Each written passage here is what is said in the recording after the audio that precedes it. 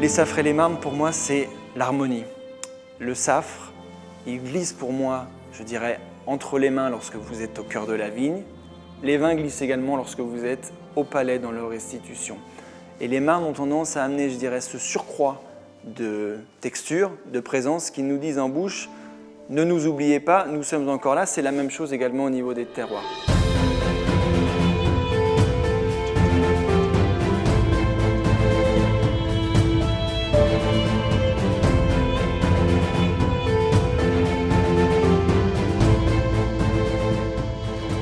Voilà des argiles très agréables, d'une extrême finesse.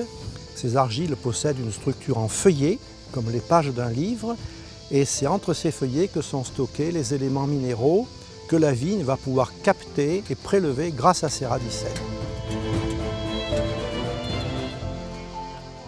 Qu'observe-t-on? Des strates, des lits de sable, des lits de marne en alternance, de petits nodules calcaires de teinte blanchâtre, et la présence de radicelles, en voici pratiquement à 3 mètres de profondeur. Alors, les safres sont en place à Vaqueras et dans la vallée du Rhône grâce à la transgression de la Méditerranée il y a 20 millions d'années dans ce qui allait devenir plus tard le couloir rhodanien. Les safres sont constitués par une accumulation de grains de quartz et de débris de coquilles cimentés par du calcaire. Les marnes sont un mélange de 50% de calcaire et de 50% d'argile. Voici de jolis sables résultant de l'érosion des safres qui vont contribuer à donner des résultats spectaculaires en faveur des cépages blancs.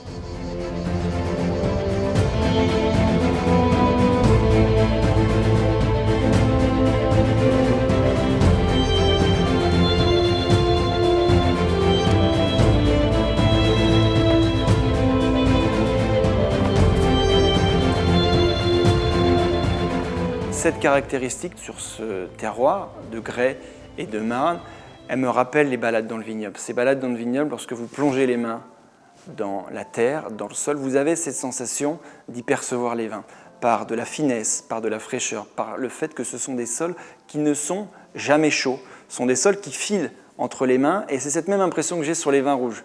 Donc ce n'est pas des rouges qui sont faits sur la concentration, la densité, ce sont des rouges qui sont faits sur de la délicatesse, de la finesse, sur des tanins très lisses, qui sont presque glissants, fluets en bouche, ce qui ne veut pas dire que les vins ne soient pas concentrés. Et sur les blancs, ce sont des vins blancs avec des acidités très très fines. Quand je dis des acidités, c'est que dès la première sensation en bouche jusqu'à la fin de bouche, on a cette perception qui est très délicate, qui est presque tonique. Mais si pour moi j'ai une confidence à vous faire, attendez-les.